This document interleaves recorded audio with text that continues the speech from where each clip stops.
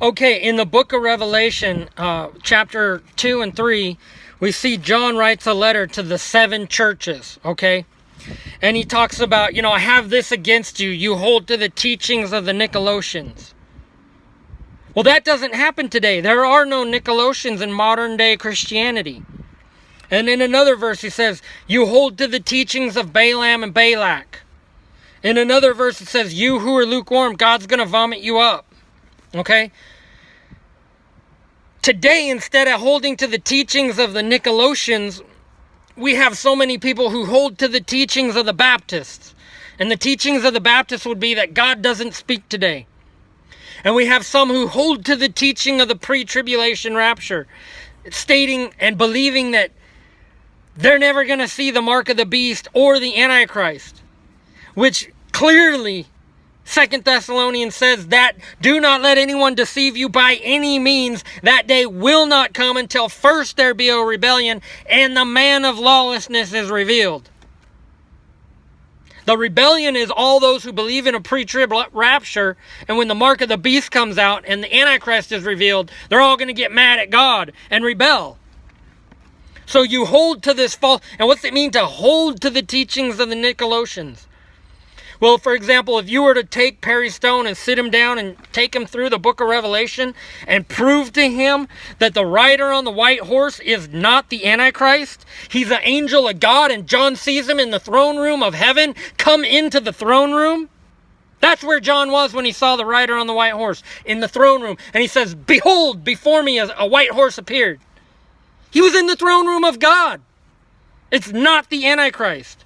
And then if you look at the rider on the white horse, you realize there's also a guy on a white cloud who's in charge of the rapture. And that same angel came to me and said, the angel of Revelation chapter 14, verse 14, is the same angel of Revelation 6:1. The rider on the white horse is also in Revelation 14:14, seated on a cloud. He came to me and said, he's the rider on the white horse, and he's also in charge of the rapture.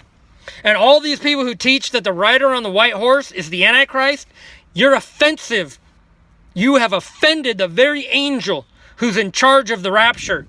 And then when you read Revelation chapter, he said he's part of the army of God. And if you read Revelation chapter 19, verse 14, you see all of God's armies are riding white horses. But they're going to still hold to the teaching of the pre-tribulation rapture because they're foolish virgins. The Bible says they love not the truth, yet delighted in wickedness. And they gather unto themselves teachers who are going to teach what their itching ears want to hear. You tell me if it's more likely if I were to tell you the mark of the beast comes out and weeds out of God's kingdom all who sin and all who disobey God and all who hold to false teaching. Or you're not going to have to deal with any of that because we're all going to be raptured away before any of that. You tell me which one's going to tickle your itching little ears. And yet somebody like Perry Stone and all his followers would say, boo, boo, we believe the rider on the white horse is the Antichrist. And they're going to hold to that teaching. Meanwhile, the very angel in Revelation 14:14 is standing there going, you're calling me the Antichrist? I'm the one who's in charge of the rapture. I'm part of the armies of God. I'm just saying, I don't want to be you. But yet they hold to the teachings. Now there's nobody in modern day Christianity holding to the teachings of the Nicolaitans. Okay, but they are holding to the false teaching of God doesn't speak today. That's one group. They'll be bundled in one bundle and thrown into the fire. You can't. They say God doesn't speak today in one moment, and the next moment they're talking about having a personal relationship with God. Well, which is it? I'm sorry, but try telling your wife she doesn't speak today and see how long you have a relationship with that person. I'm just saying, anybody who teaches that God doesn't speak today clearly doesn't have a relationship with him. But yet then we got the people who hold to the teaching of the pre-tribulation rapture.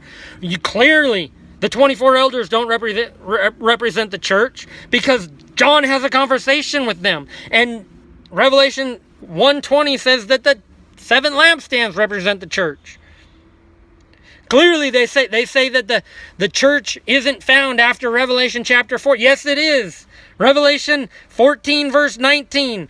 The grapes that are thrown into the winepress of God's wrath, that's That's those who hold to the teaching of the Nicolaitans and those who are lukewarm. That's part of the church. And then Revelation chapter 15 verse 2, we see the other part of the church that's taken into God's barn. And I'm referring to the in Matthew chapter 13, the parable of the weeds among the wheat. Jesus said that the angels of God will gather the weeds and throw them into the fire, and the wheat will be gathered up and taken into his barn. And then in Revelation chapter 14, verse 14 through 20, we see the angels of God gather God's people and take them into the barn. And yet the grapes, the angel in charge of the fire gives the command to reap the grapes and throw them into the winepress of God's wrath. So we see the rapture is right there. And then if you go to where the rapture starts and go back one verse, you'll see the mark of the beast has already come out. So the gospel goes out to every nation, language, tribe, and people, Revelation 14:6. Then the hour of God's judgment comes and Babylon the Great falls, Revelation 14:7 and 8. And then Revelation 14:9 through 11 is the mark of the beast comes out. Then Revelation chapter 14 through 14:20 is the rapture. So clearly the rapture, the mark of the beast comes out before the rapture. Then we see the church. The church is in Revelation chapter 14, verse 19 and 20, and they're thrown into the winepress of God's wrath. That's the weeds that are thrown into the fire, and then the wheat that's taken into God's barn is found 2 verses later up in heaven in Revelation chapter 15, verse 2. Yet they're still going to hold to this pre-tribulation lie. And here's how they're going to find out. Here's how the Bible says that God will rebuke you and prove you to be a liar. And when does that happen? When the actual truth of circumstance. The devil's attacking me. When World War III happens, the hour of God's judgment, it's China that launches the first strike. Then the mark of the beast comes out, and the rapture is yet to come. We're probably a year, less than a year, up to 2 years away from this event. When it happens, and when the mark of the beast comes out, and you see all these Christians getting angry at God saying, well, I thought Perry Stone told me that the rapture was going to happen first. Well, if he hadn't been telling you if he had been telling you that the mark of the beast comes out first, you would have plugged your ears and said, I don't want to hear that. God's not tickling my itching little ears. I'm just saying.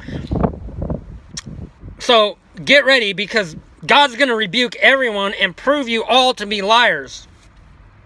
And his word is true.